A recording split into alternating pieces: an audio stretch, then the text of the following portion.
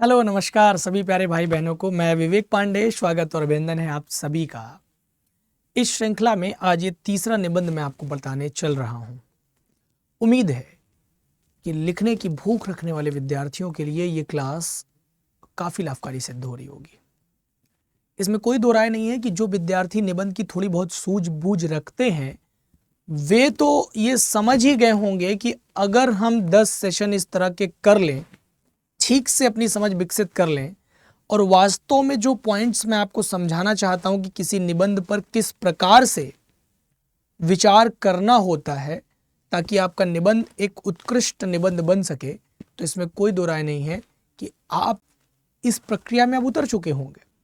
हाँ, लेकिन इसमें भी कोई दो राय नहीं है कि जिन विद्यार्थियों को अभी ड्राफ्टिंग को लेकर समस्या है, जिन विद्यार्थियों की समझ अभी इस बात पर नहीं है कि वास्तव में निबंध विधा क्या चाहती है, हम जिस परीक्षा में उतर करके निबंध लिख रहे हैं वह वास्तव में किस प्रकार के निबंध की मांग करती है, कहीं हमारा निबंध एक लेख तो नहीं है, कहीं हम अपने निबंध में उतर करके एक स्तंभकार की भांति तो नहीं परिचर्चा का विषय बनते चले जा रहे हैं।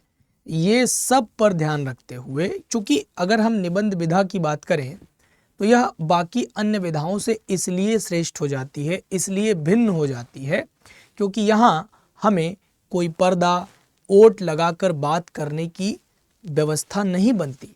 जैसे उदाहरण के लिए अगर हम कोई कहानी पढ़ते हैं तो वहाँ प्रेमचंद के पास एक ऑप्शन है कि वह अपने मनोविज्ञान को, अपनी चेतना को हामिद के बहाने दिखा दे।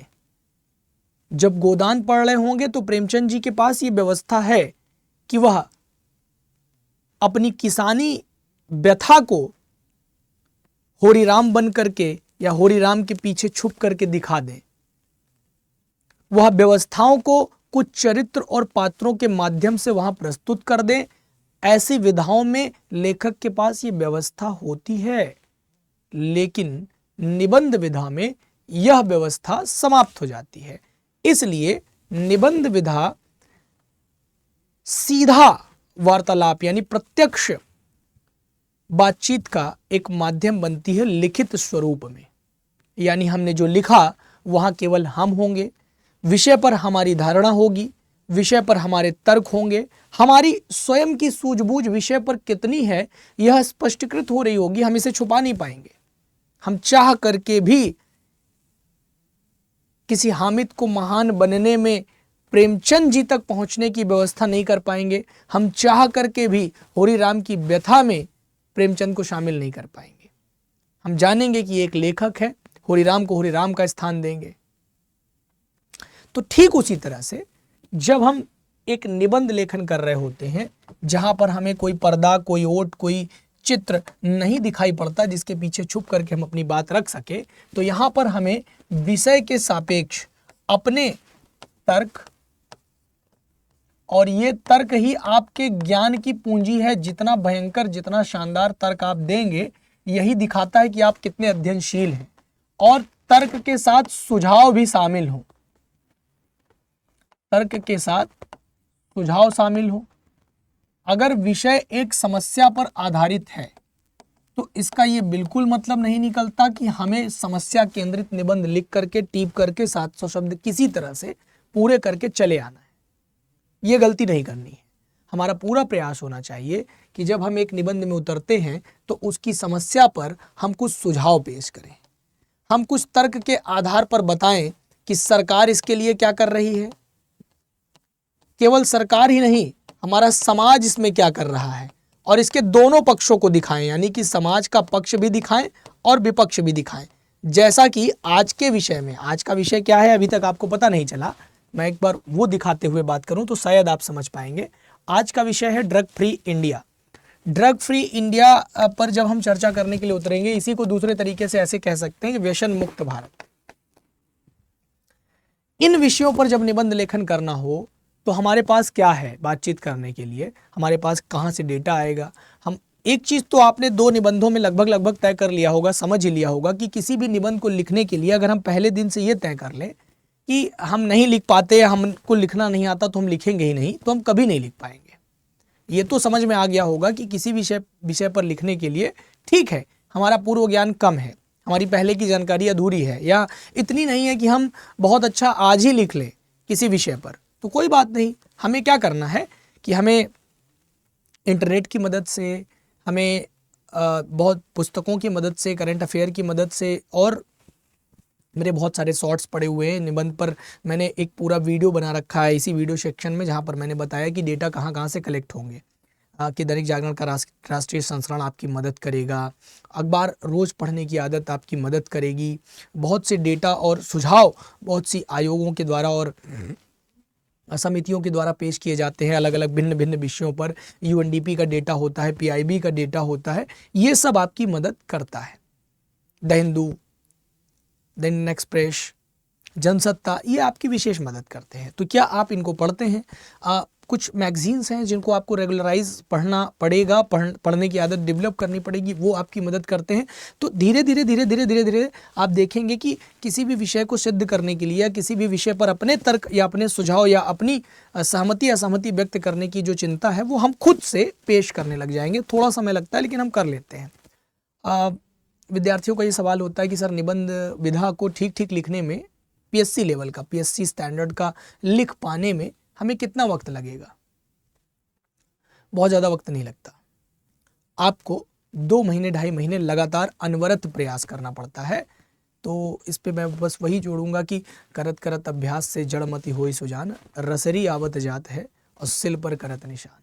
तो अगर आप लगातार निबंध विधा में उतर करके एक एक कदम, एक एक स्टेप भी आगे बढ़ रहे हैं और आपकी कॉपी चेक करने की कोई व्यवस्था है, कोई सीनियर है जो आपकी कॉपी देख रहा है, कोई तैयारी करने वाला ऐसा व्यक्ति आपके पास है जिसकी समझ और सूझबूझ इस विधा के प्रति और मुख्य परीक्षा में कॉपी जांचने के तरीके के प्रति थोड़ी ठीक है, तो आपकी मदद बहुत शानदार हो जाएगी। अगर ये मदद वहाँ से नहीं मिलती तो आपको संस्थानों की मदद लेनी पड़ती है, तब आप संस्थान को पे करके ये मदद लेते हैं, है ना। व्यवस्थाएं और संरचनाओं के अंदर घुसना पड़ता है आपको। खैर, तो इस विषय पर उतरने के लिए आपको क्या क्या चीज़ों की ज़रूरत पड़ेगी, ये पूरा का पूरा क्लास का जो पीडीएफ है वो आपको यहाँ हमारे टेलीग्राम पर उपलब्ध कराया जाता है। लेकिन ये पीडीएफ क्लास के तुरंत बाद आपको नहीं मिलता, 1 हफ्ते में मिलता है। ये 1 हफ्ते में इसलिए मिलता है क्योंकि आप इस पर खुद से कुछ काम किए हैं कि नहीं। इस चैनल का या मेरा या मेरी कक्षा का उद्देश्य बिल्कुल नहीं है कि मैं आपको कोई एक ऐसी पीडीएफ दे दूँ या कोई एक ऐसा जुमला फेंक दूँ जिससे आप 6 महीने और देर कर दें। क्लास उनके लिए ही उपयोगी है जो वास्तव में अब निबंध लिखना ही चाह रहे होंगे, तो उनके लिए ये टेलीग्राम चैनल है। मुख्य परीक्षा के संबंध में, प्री एग्जामिनेशन के संबंध में, आरओ के संबंध में, बीईओ के संबंध में, यानी लोक सेवा आयोग के द्वारा कराई जा रही परीक्षाओं के संबंध में सबसे शानदार टेलीग्राम चैनल आपके लिए तैयार करके दिया हुआ है। यहाँ पर आप जुड़ सकते हैं, विवेक सर ऑफिशियल के नाम से आपको सर्च करके मिल जाएगा। अदरवाइज ये क्यूआर के माध्यम से स्कैन करके आप हमें ज्वाइन कर लीजिए। ये हमारा विवेक सर .ऑफिशियल के नाम से आप हमें इंस्टाग्राम पर सर्च कर सकते हैं, सोशल मीडिया प्लेटफॉर्म के इंस्टाग्राम प्रोफाइल हैंडल पर, या फिर आप इसी क्यूआर को स्कैन करके मुझे फॉलो कर सकते हैं। यहाँ से आप की जो व्यथा है, जो समस्या है, जो प्रश्न है, जो सुझाव हैं, वो आप हमें यहाँ पर लिख भेजिएगा। हम आपकी समस्या पर भी काम करेंगे, आपके प्रश्न का उत्तर देने पर भी काम करेंगे और आपके सुझाव पर भी पूरा ध्यान देंगे। तो ये आपके बातचीत के माध्यम मैंने तय करके बता दिए। खैर, आगे बढ़ेंगे।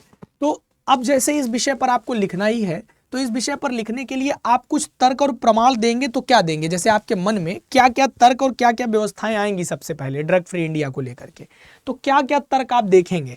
तो पहले एक सामाजिक तर्क की ओर आप थोड़ा सा उतरिए। एक सामाजिक तर्क हो सकता है कि राष्ट्रीय दुष्प्रभाव पड़ रहा है समाज पर इसका। देखिए, एक चीज तो तय मान करके चलिए, अगर आपके मन में किसी, वैसे इस विषय को लेकर के सबसे पहले विद्यार्थी के मन में आ रहा होगा कि हमें सबसे पहले तो इन दुकानों को बंद कर देना चाहिए, शराब बनाना बंद कर देना चाहिए, या इस प्रकार की बेशनी चीज़ों को बनाने और उसको बेचने पर पूर्णतः प्रतिबंध लगा देना चाहिए। तो ये तो संभव नहीं है। ऐसी तो दुनिया में न जाने कितनी हानिकारक चीज़ें हैं, अगर आप सोच के देखिए तो उनका उपयोग धड़ल्ले से चल रहा है।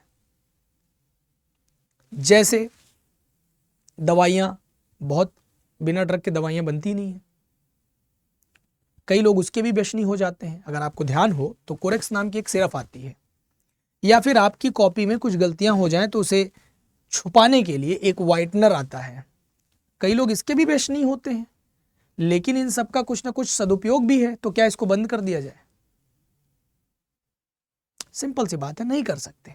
दुनिया में बहुत सी ऐसी चीजें हैं जिसके पॉजिटिव और नेगेटिव इफेक्ट पड़ते हैं, जैसे सोशल मीडिया है, इसके बहुत से नकारात्मक इफेक्ट भी हैं। इस पर भी आपको किसी दिन विषय लेकर के आऊँगा। और सोशल मीडिया जगत पर जो आपके 2012 का सवाल, 15 का सवाल है, 21 में सवाल पूछा हुआ है, इन पर बात करूँगा मैं। लेकिन अभी फिलहाल के लिए समझिए कि इसके नकारात्मक प्रभाव तो है ना, लेकिन क्या हम इसको बंद कर देते हैं? बिल्कुल नहीं करते सर। उसी तरह से व्यसन मुक्त भारत बनाने के लिए व्यसन की चीज़ों को बनाना या बेचना बंद करना एक समाधान नहीं है, बल्कि समाज के लोगों को यह समझना पड़ेगा कि क्या यह व्यसन हमारी शरीर के लिए उपयोगी साबित हो रहा है या फिर हमें मौत के घाट लेके जा रहा है। तो उसी रूप में एक तर्क आया कि सामाजिक और राष्ट्रीय दुष्प्रभाव पड़ता है। ड्रग के जो अन्य व्यसन के कारण हैं उससे परिवार टूटते हैं, सामाजिक संबंध खराब होते हैं, अपराध बढ़ते हैं, हिंसा बढ़ती है और राष्ट्रीय विकास इससे बाधित होता है। अच्छा, नशा करने वाला व्यक्ति केवल स्वयं नशा नहीं करता है, बल्कि वह अपने परिवार को नकारात्मक करता है, जिस समाज, जिस तबके से आता है उसको नकारात्मक करता है, अपने राष्ट्र के लिए भी घातक सिद्ध होता है। तो ये सामाजिक राष्ट्रीय दुष्प्रभाव नशे के कारण व्यक्ति के इर्द गिर्द दिखाई पड़ेंगे। मान लीजिए, अच्छा इसी पर एक बात और समझिएगा। एक कुछ दिन पहले मैंने एक शॉर्ट्स देखा था, काश मैं आपको स्क्रीन पर दिखा पाता। दिल्ली में ही एक पत्रकार महिला के माध्यम से एक व्यक्ति से पूछा गया कि आप शराब पी कर आए हैं। उसने कहा कि I know milk is good then beer, milk is good then wine, लेकिन फिर भी मैं शराब पीता हूं। मैं खुदकुशी कर लेता अगर मैं शराब ना पीता। मतलब वो कहना मजाक मजाक में ही सही, लेकिन सीरियस लेवल पर अगर देखिए तो कई बार व्यक्ति व्यसन इसलिए करना शुरू कर देता है कि उसकी समस्याएं उसके जीवन पर हावी होने लगती हैं और उसे लगता है कि कुछ समय तक अगर हम इस नशे के आदी बन जाएं या इस नशे का सहारा ले लें तो हम इस समस्या से बच जाएंगे या खुदकुशी नहीं करेंगे, कोई गलत कदम नहीं उठाएंगे, जबकि होता इसका ठीक विपरीत है। आप अपनी समस्या में और बुरी तरह से फंसते चले जाते हैं। आपकी कोशिकाएं और तंत्र आपको उस तरह से सपोर्ट नहीं कर पाती, जिस तरह से पॉजिटिविटी, जिस प्रकार का ऑरा आपको चाहिए सकारात्मक दिशा में आगे बढ़ने के लिए, आप उसके ठीक विपरीत चलते चले जाते हैं, है ना। लेकिन फिर भी हमारा समाज इसको बहुत तेजी से आकर्षित होता है इसके प्रति। और केवल पुरुष ही नहीं, महिलाएं भी अब बराबरी का हकदार हैं। एक बड़े शानदार लेखक का इसमें एक लेख आता है कि यदि कोई महिला सिगरेट पीती है तो उससे उसका कैरेक्टर नहीं, फेफड़ा ही खराब होता है। मैं पूरी तरह से सहमत हूं इस लेख से, पूरी तरह से सहमत हूं इस स्टेटमेंट से कि निश्चित ही फेफड़ा ही खराब होगा। चरित्र कैसे खराब हो सकता है? जब एक सिगरेट पीने से पुरुष का चरित्र खराब नहीं माना गया तो स्त्री का कैसे? जब एक दारू पी लेने से किसी व्यक्ति का चरित्र, पुरुष का चरित्र खराब नहीं हुआ तो स्त्री का कैसे? लेकिन जिस प्रकार एक पुरुष इसका सेवन करके अपने समाज को नष्ट कर रहा है, उसी प्रकार एक महिला भी तो नष्ट कर रही है। हमारा डिस्क्रिमिनेशन नहीं होना चाहिए यहाँ पर कि पुरुष और महिला। यहाँ पर दरअसल हमें यह समझना पड़ेगा कि पूरे भारत को कैसे ड्रग फ्री बनाया जा सकता है और बिना इस बात के कि सरकार इसको बेचना बंद कर दे, इसको बनाने पर जो है जो अनुमति ना दिया जाए और दुकानें बंद कर दी जाए, इससे ऊपर उठ करके सोचना पड़ेगा। ये पहली शर्त है इस विषय पर। खैर, आगे बढ़ते हैं। चिकित्सा और स्वास्थ्य की क्या क्या समस्याएं आती हैं नशे की वजह से? आप देखेंगे तो कैंसर के बढ़ते हुए केसेस, हृदय रोगों के बढ़ते हुए केसेस, हार्ट अटैक की समस्याएं, टीबी की लगातार बढ़ती हुई समस्याएं। हालांकि अब इस पर काफ़ी लगाम लगाया जा चुका है, टीबी पर काफ़ी रोक लगी है, लेकिन फिर भी मानसिक रोग की समस्याएं आप देखिए लगातार बढ़ती चली जा रही हैं। डिप्रेशन में जा रहा है बालक, आज की डेट में लोग डिप्रेशन का शिकार होते जा रहे हैं, जहां पर आप देखिए बड़ी बड़ी समस्याएं हमारे बाप दादाओं को डिप्रेस्ड नहीं कर पाई। आज छोटे छोटे बच्चे 12-12, 15-15 साल के डिप्रेशन के शिकार और पिल्स खा करके जीने वाले बालक बन चुके हैं और न जाने कितने साइकेट्रिक्स की जेबें भरने वाले बच्चे बन चुके हैं। आत्महत्या के शिकार हो रहे हैं, फेफड़ों की बीमारियों के शिकार हो रहे हैं, कई जानलेवा बीमारियां उनको ग्रसित करती चली जा रही हैं।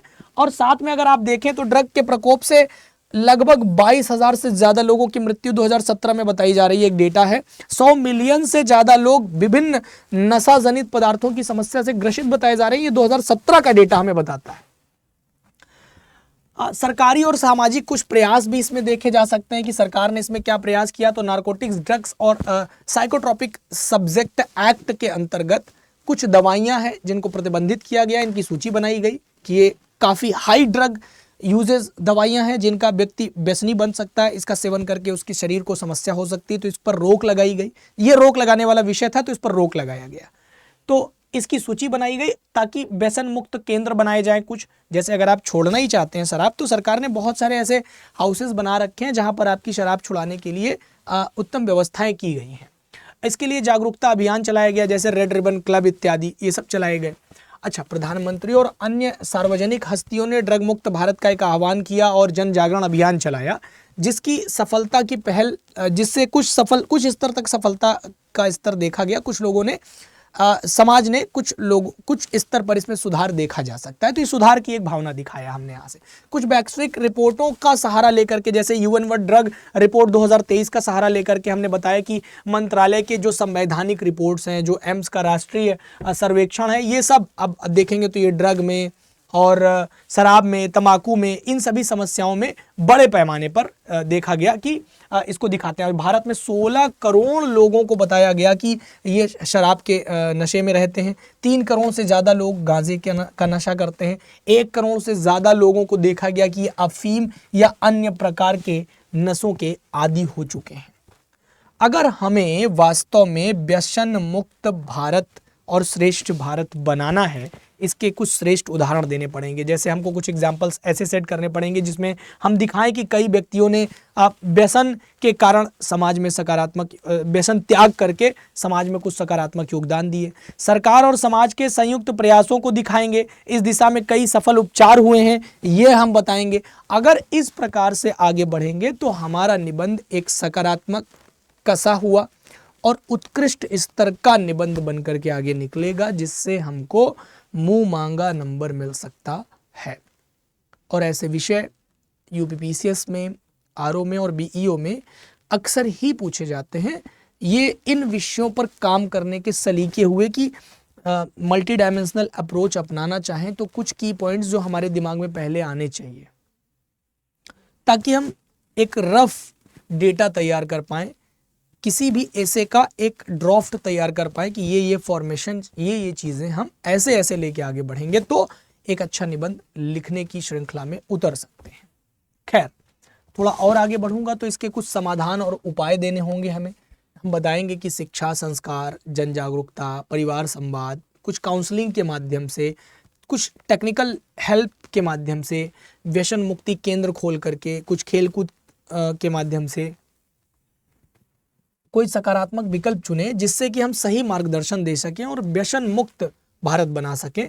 ऐसे कुछ ठोस समाधान अगर हम पेश कर पाएं अपने निबंध के लिए, अगर ये करेंगे तो हमारा निबंध सकारात्मक दृष्टिकोण में भी जाता हुआ दिखेगा। वह यूं ना लगे कि हमारा निबंध पढ़ करके एक सधा हुआ व्यक्ति भी व्यसन की ओर आगे बढ़ जाए। हालांकि इससे आपका निबंध उत्कृष्ट जरूर दिखाई पड़ता है, लेकिन परीक्षा उपयोगी नहीं, है ना।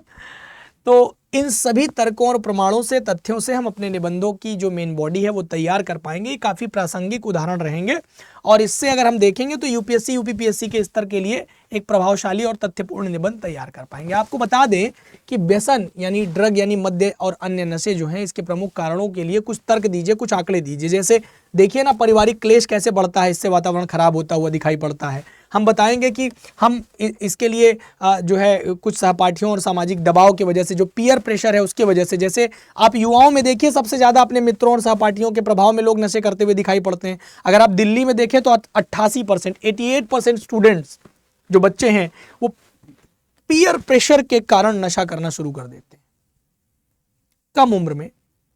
यहां तक देखा गया है कि एक बच्ची जिसने अपने लिए एक बॉयफ्रेंड का चुनाव किया और देखा कि वो सिगरेट नहीं पीता तो उसको छोड़ करके सिगरेट पीने वाले की ओर आकर्षण बढ़ा। ये केवल और केवल अपने मस्तिष्क का अकेलापन है और कुछ भी नहीं है, केवल उसका धूर्तपन है।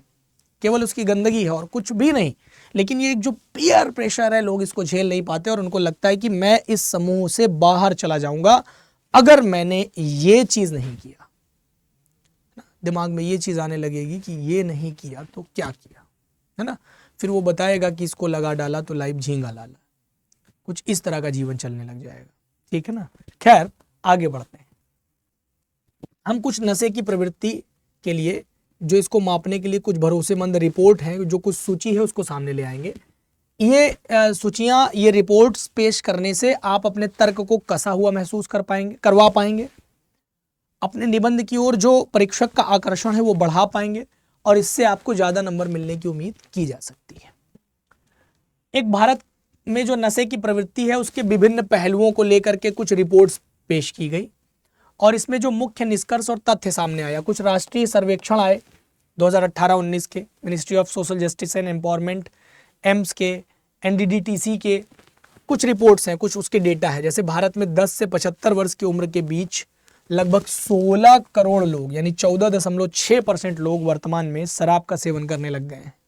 ये डेटा है। गांजा का सेवन, कैनबिस का जो प्रयोग है वो करने वाले लोगों की जो संख्या है वो लगभग 3.1 करोड़ है।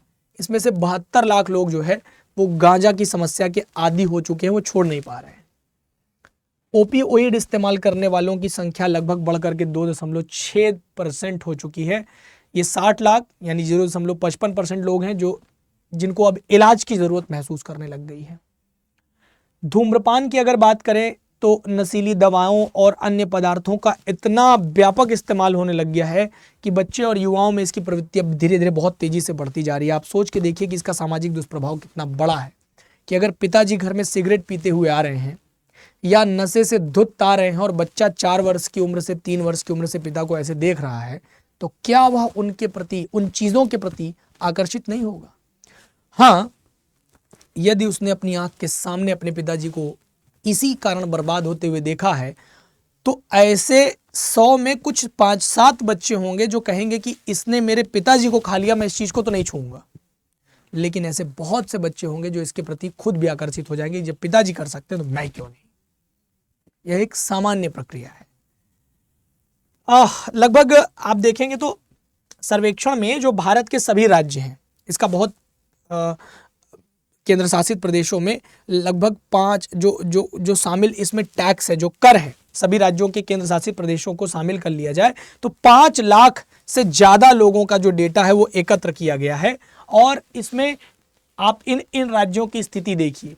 पंजाब की अगर मैं बात करूं तो इसमें जो मादक द्रव्यों का दुरुपयोग है वो सबसे ज्यादा है, लगभग 15.4% आबादी मादक पदार्थों का डेली इस्तेमाल कर रही है, जिसमें बड़े स्तर पर गांजा, अफीम और हेरोइन की तस्करी जो है ज़्यादातर पंजाब के मार्ग से होकर के गुजरती है और पंजाब में ही शराब का दुरुपयोग यानी अवैध नशे के जो कारोबारी हैं उनकी घटनाएं लगातार बढ़ती चली जा रही हैं। ये डेटा है। दूसरा, आप उत्तर प्रदेश और महाराष्ट्र को पकड़िए, इनका डेटा उठाइए तो पता चलता है कि इन राज्यों में भी नशीली दवाइयाँ बहुत ज़्यादा, जैसे अफीम, हेरोइन और गांजा इत्यादि का सेवन बहुत व्यापक स्तर पर बढ़ रहा है। ये नशीली दवाएं आपके अपराध के स्तर को बढ़ाती हैं राज्य में और व्यक्तियों के बीच में, और स्वास्थ्य संबंधी समस्याओं को लगातार बढ़ाती चली जाती हैं। आप हिमाचल प्रदेश को देखिए, राजस्थान और गुजरात को देखिए, तो अफगानिस्तान के गोल्डन क्रिंसेट क्षेत्र से जुड़ने वाले राज्य में जो नशे की समस्या है वो बहुत ही गहराई से प्रभावित हुई है और इन राज्यों में अफीम की तस्करी और मादक पदार्थों का दुरुपयोग खूब शानदार तरीके से बढ़ा है। भाई साहब, आप पूर्वोत्तर राज्यों में देखिए तो प्रोजेक्ट सनराइज जैसे अभियान चलाए गए। HIV और नशीली दवाओं से जुड़े हुए जितने भी खतरे हैं उसको कम करने के सारे प्रयास किए गए। पूर्वोत्तर भारत में इंजेक्शन के माध्यम से मादक पदार्थों के सेवन से बहुत बड़ा जोखिम बन चुका है। मतलब आप अन्य राज्यों की अगर बात करेंगे तो लगभग शराब और तंबाकू का उपयोग एकदम सामान्य सी बात हो चुकी है और युवाओं में ये बढ़ चढ़ कर स्थान ले चुकी है। और विशेषतर शहरी क्षेत्रों में आप जाके देखिए, गांजा का प्रयोग, सिलेंडर सॉल्वेट जैसे नशीले पदार्थों का इस्तेमाल, ये एक चिंता का विषय बन चुका है। विश्वविद्यालयों के बाहर ऐसे अनेक केसेस आपको अखबारों में पढ़ने को मिलते होंगे कि लगातार ड्रग सप्लायर्स पकड़े गए। ये विश्वविद्यालयों के बाहर ही क्यों पकड़े जा रहे हैं? क्योंकि विश्वविद्यालय के विद्यार्थी जहां उन्हें पढ़ने के लिए भेजा गया है, राष्ट्र के निर्माण में विशेष योगदान देने के लिए भेजा गया है, कुछ खासा परिवर्तन करने के लिए भेजा गया है, वहां वे इनका सेवन कर रहे हैं। महिला बनाम पुरुष का अगर आप स्थान देखेंगे तो ज्यादातर राज्यों में मादक पदार्थों का सेवन पुरुषों में ज्यादा पाया गया है, लेकिन महिलाएं इसमें कई जगहों पर लगभग बराबरी का हिस्सेदारी दे रही हैं। यानी सरकारी उपाय क्या किए गए इसमें, तो सभी राज्यों में नशा मुक्त भारत अभियान चलाया गया, व्यसन मुक्ति केंद्र खोले गए, निरोध कानून बनाए गए। ये सब माध्यम से मादक पदार्थों के दुरुपयोग को रोकने का प्रयास लगातार हुआ।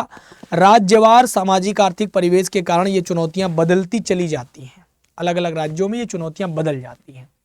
आपको मैं कुछ डेटा देता हूं, अगर आप इसके प्रस्तावना लिखना चाहते हैं तो इसके प्रस्तावना में क्या क्या डेटा देंगे आप देखिए। कुछ संदर्भ स्पष्ट करिए कि जब भी आप कोई रिपोर्ट पेश करें, कोई अध्ययन दें, कोई सरकारी दस्तावेज दें, कोई शोध या समाचार आदि से कोई तथ्य या आंकड़ा अगर प्रस्तुत करें तो आप कोशिश करें कि उसके शोध से को आप संक्षिप्त रूप में वहां प्रयास में लिखें। जैसे आपका नेशनल ड्रग सर्वे 2018-19, तो इसका कोई डेटा है तो आप लिख करके बताइए ना कि फलानी जगह का ये डेटा जो है ये स्थान रखता है, इसको हमने पढ़ा, इसमें से ये चीजें निकल करके आती हैं। ये क्या करेगा, आपके तर्क को बहुत मजबूत बना देगा और आपके निबंध को शानदार।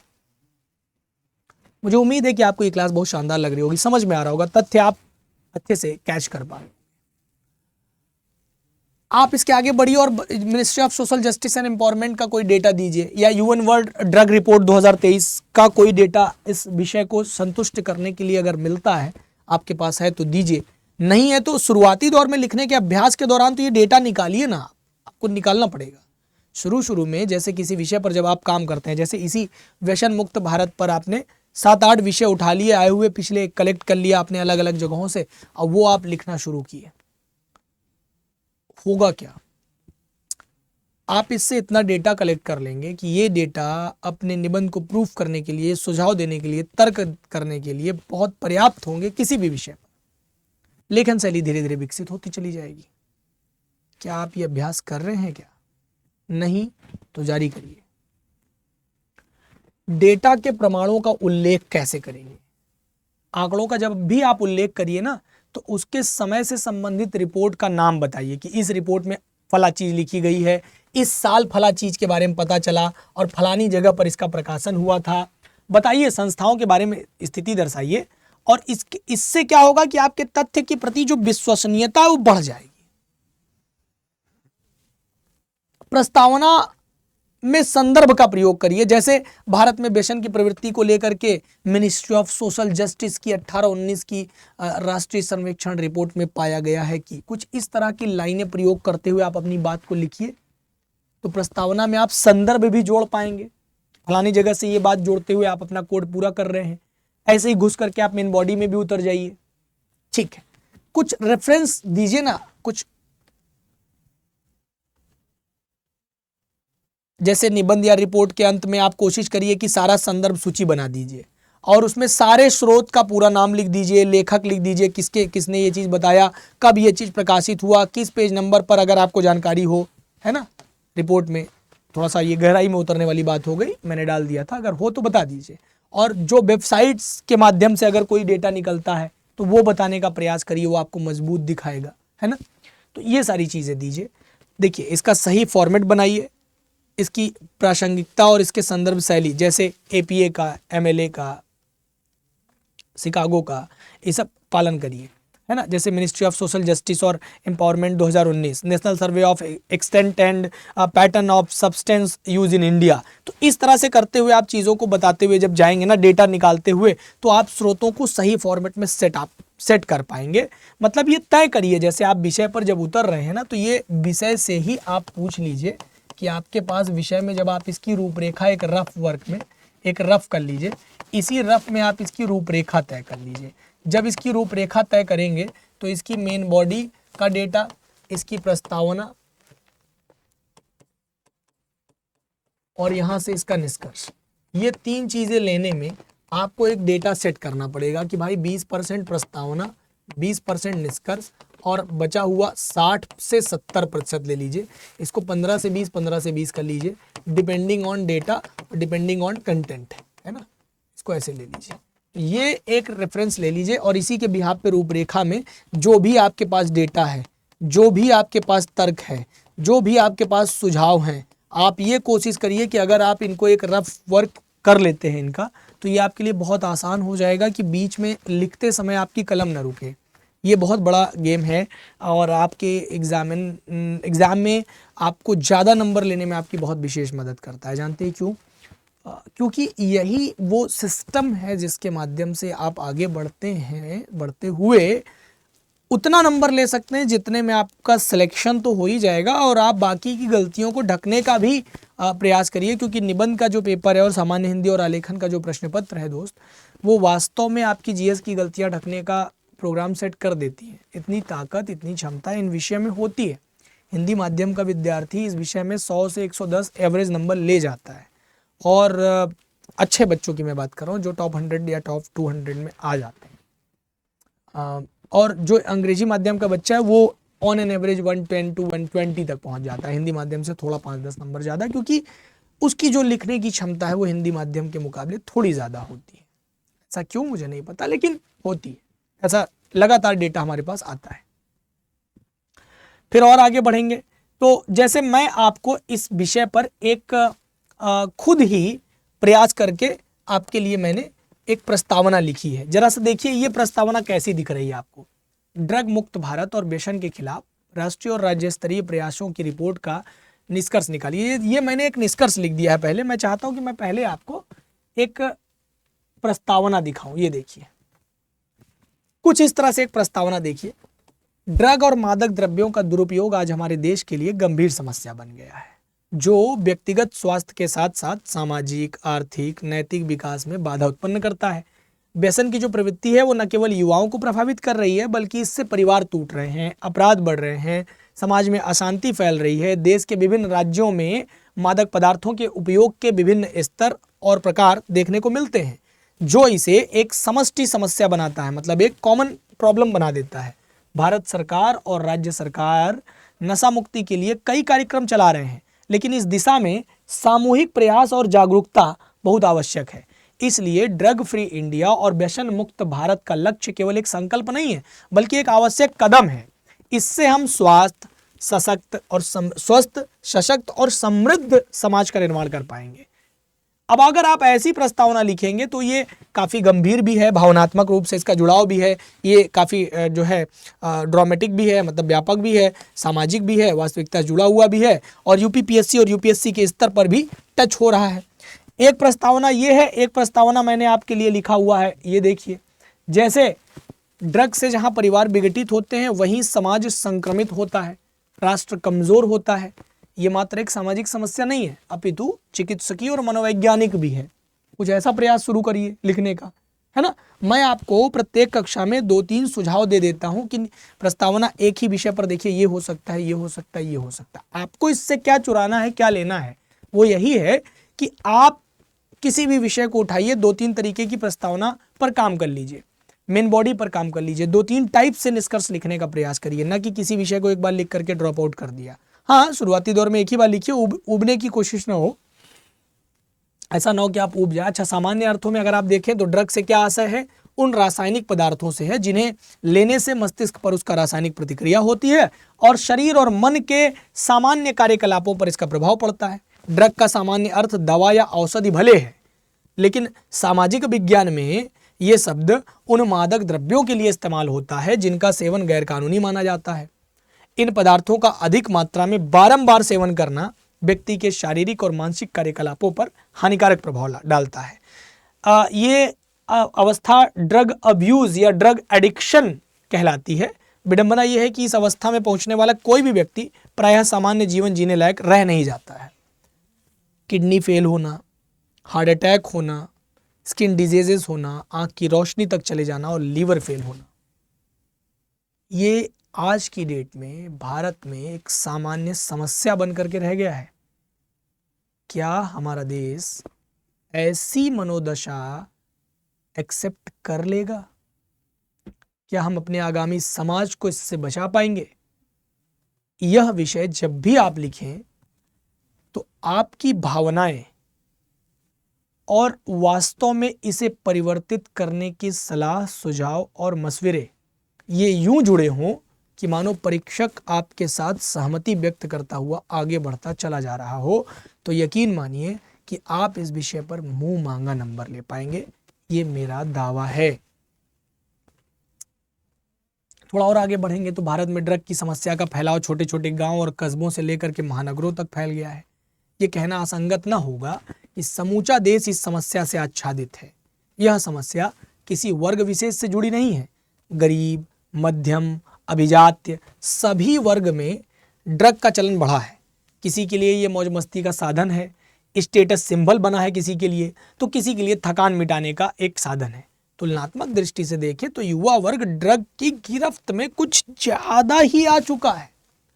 ना तो थकान मिटाने का माध्यम हो सकता है व्यसन, ड्रग, जुआ या शराब या सिगरेट, ना तो यह आपका तनाव रत्ती भर कम करता है, ना तो यह कहीं से भी आपको जीवन में किसी भी प्रकार का लाभ पहुंचाता है। फिर भी इसकी ओर इतना आकर्षण, एक प्रश्न चिन्ह है। इस प्रकार से आगे बढ़िए।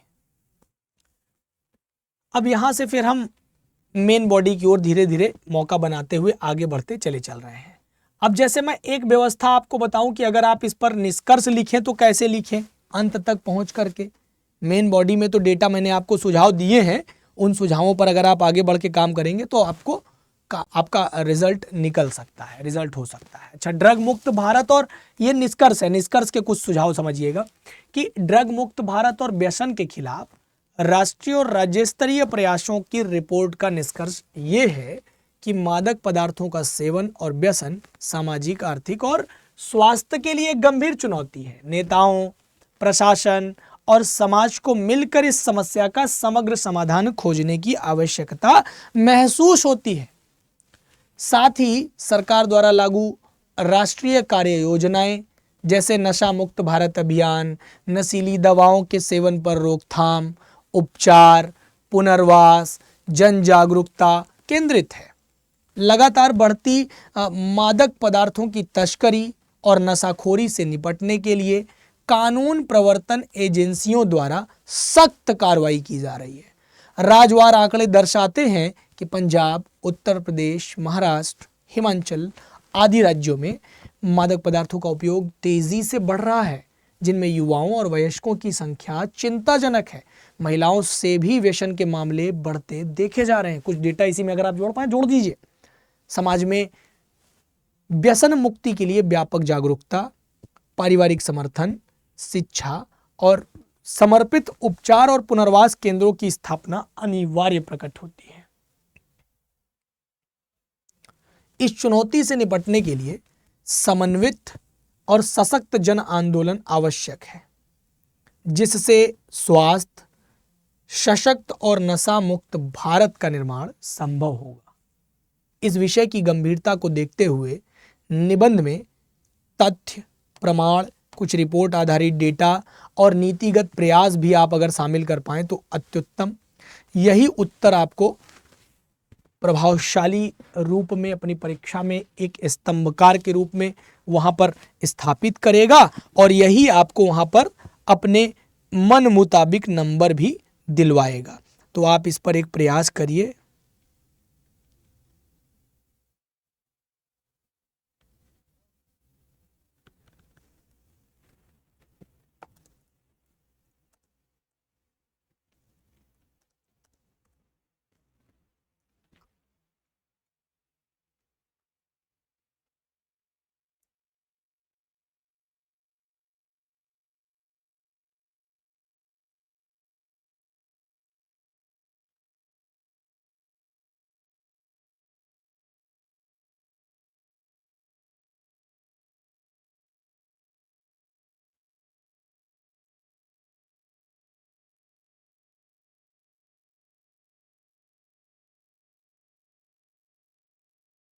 बताइए भाई।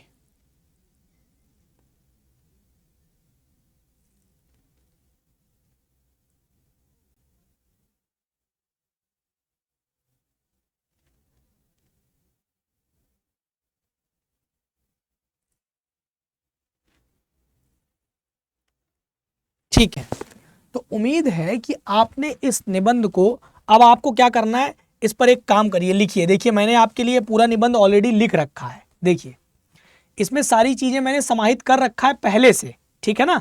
जैसे अब इसके एक निष्कर्ष की ओर अगर आप और झांकना चाहेंगे तो देखिए एक निष्कर्ष और है कि ड्रग फ्री इंडिया के स्वप्न को साकार करने के लिए आज समग्र प्रयासों की आवश्यकता है। व्यक्ति को स्वयं, उसके परिवार, यार दोस्तों, समाज, सरकार और कानून सभी को मिलकर के इस दिशा में काम करना होगा। किसी भी व्यक्ति को नशे की लत से बाहर लाना असंभव नहीं है, बस थोड़ा मुश्किल है।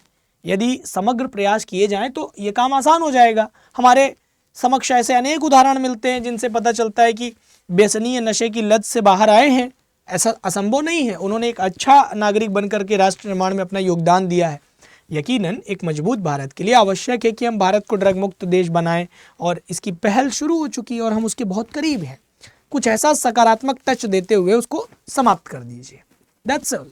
यही आपके निबंध को मजबूत बनाता है। तो क्या आपको निबंध सीखने में मैं आपकी मदद कर पा रहा हूँ?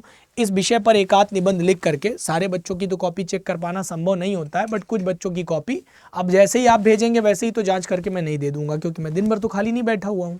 मेरे पास क्लासेस होती हैं, बहुत सारी चीज़ें होती हैं। पेड बैच के विद्यार्थियों की कॉपी संस्था में कुछ लोग हैं वो चेक करते हैं, जो मुख्य परीक्षा की चीज़ों को समझते हैं, उनको हायर किया गया है, वो चेक करते हैं। तो उसके लिए तो पेड बैच में जुड़ना पड़ता है। जो लोग जुड़े हैं उनकी कॉपियाँ चेक की जाती हैं, देखी जाती हैं, अक्सर ये व्यवस्था है उनके ऊपर। आपके साथ नहीं है तो आप इस टेलीग्राम के माध्यम से जुड़ जाइए। इसका एक मॉडल आंसर आपको मिल जाएगा ताकि आप लिखें तो खुद भी कुछ जांच पाएँ। और अगर आपको लगता है कि आपकी कॉपी आपने बहुत अच्छा लिखा है, बेस्ट लिखा है, तो यहाँ से आप एडमिन वाले पे जा करके मुझे पर्सनल मैसेज कर सकते हैं, या तो फिर आप इसके माध्यम से मुझे जुड़ करके जो है अपनी कॉपी भेज सकते हैं, और वहाँ से हम आपकी जाँच करके हफ्ते 10 दिन 15 दिन लग सकते हैं। ये बात मैं पहले से क्लियर कर दूँ। आपको कॉपी जांच करके आपकी कुछ कमियों के बारे में बताया जाएगा कि ये चीज़ें थोड़ा सा ठीक करिए, या तभी भेजिएगा जब आपको लगे कि आपने थोड़ा अच्छा लिखा है। यूँ ना हो कि एकदम कलाकारी करके मुझे भेज दीजिए कि लीजिए भाई चेक कर दीजिए, आपने कहा था ना करके दिखाइए, ऐसा ना लगे, ठीक है। तो एक बेहतर तरीके का निबंध लिखिए, इस विषय पर काम करिए। हम मिलेंगे अगली क्लास में। शाम को मैं लाइव सेशन लेता हूँ 6 बजे से, दिन में ये 11 बजे आपकी क्लास होती है निबंध वाली। तो इसको सीखिए, करिए और मेहनत करिए, और कमेंट करके मुझे बताइए कि ये प्रयास आपके लिए कितना उपयोगी सिद्ध हो रहा है, मैं आपकी कितनी मदद कर पा रहा हूँ। आगे अगर किसी विषय पर आप निबंध चाहते हैं ना, तो वो विषय भी लिख दिया करिए कि सर इस विषय पर कभी अगर हो सके तो वीडियो बनाइए। मेरा प्रयास होगा कि मैं उस विषय को भी ऑप्ट करूँ, उस विषय पर काम करके आपके सामने ले आकर के एक मदद आपकी कर पाऊँगा। तो आज मैं बताना चाहूँगा कि अगर आपने अभी तक हमारे बैच को ज्वाइन नहीं किया और आप यूपी पीसीएस की तैयारी कर रहे हैं, तो आपको कुछ नहीं करना, आपको केवल जाना है स्टडी IQ सर्च करना है। स्टडी IQ सर्च करेंगे तो यहाँ से जो है ये वाला आपको यहाँ पर हमारा एक लिंक मिलेगा। यहाँ से जा कर के आप स्टेट PSC को सर्च करिएगा, उत्तर प्रदेश को सर्च करिएगा। यहाँ से आपको हमारी कुछ बैचेज़ मिल जाएंगी। जैसे ये आरंभ बैच है, जो विद्यार्थी तैयारी करना चाहते हैं यूपी पीसीएस की, शुरुआती चरण से तैयारी करना चाहते हैं, जिसमें आपको कंप्लीट प्री, कंप्लीट मेंस और इंटरव्यू स्तर तक की तैयारी करवाया जाए, तो ये आरंभ 13.0 बैच आपको मिल जाएगा। ये हमारा मेंस ओरिएंटेड बैच है, जिसको हम आलेखन बैच के नाम से जानते हैं। ये हमारा मेंस का बैच है। ये हमारा जो है यूपी पीसीएस का प्रीलिम्स का बैच है। जो बच्चे केवल प्रीलिम्स की तैयारी करना चाहते हैं ना, उनके लिए है। इन सब की जो फीस आप देख रहे हो वो फीस कम हो जाएगी। आपको मैं एक जादू दे देता हूँ, आप उस पर जा करके VK लाइव कोड लगा दिया करो। जैसे ही ये कोड आप लगाओगे तो आपकी फ़ीस जो है वो काफ़ी कम हो जाती है। ये कोड लगाने से संस्था आपको छूट दे देती है। ये हमारा कोड है VK लाइव, ठीक है ना। और एक RO की भी बैच हमारे पास है, ये भी आप ले सकते हो। हमारे पास BEO की भी बैच है, आप ये भी ले सकते हो। जो विद्यार्थी ग्रेजुएशन के साथ B.Ed किए हुए हैं वो BEO की बैच में शामिल होकर के BEO के लिए पढ़ सकते हैं अभी से, क्योंकि इसकी वैकेंसी यदा कदा कभी भी आ सकती है, जब हो जाए तभी आ जाएगी, क्योंकि सारी चीज़ें लगभग फाइनल हैं। बस ठीक है ना, ओनली 2 मिनट।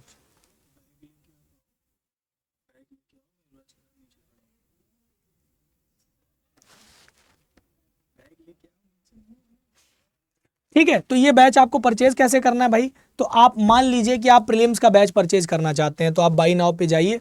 बाई नाउ पे जाने के बाद आप इस बैच के बारे में जानना चाहते हो तो शो डिटेल आपको यहाँ पर दिखेगा। देखो शो डिटेल में जाओगे ना तो सब पता चल जाएगा कि बैच में क्या क्या मिलेगा, कितने टाइम तक ये बैच हमारे पास रहेगा, ठीक है। और नीचे जाओगे तो आप इसके बारे में डाउनलोड भी कर सकते हो। ये देखो डाउनलोड ब्रोशर लिखा हुआ है, यहाँ से डाउनलोड करके आपको जो जानकारी चाहिए ले लो।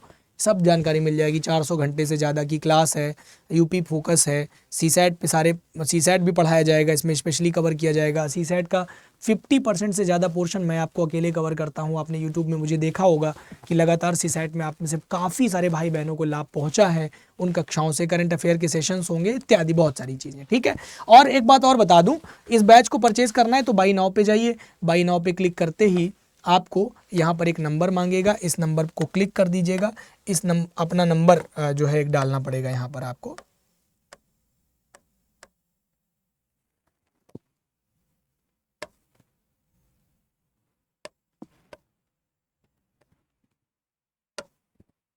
एक नंबर डालिए, उस नंबर पर OTP आएगी। तो देखिए मैंने अपना नंबर डाल दिया है, मैं OTP डाल देता हूँ।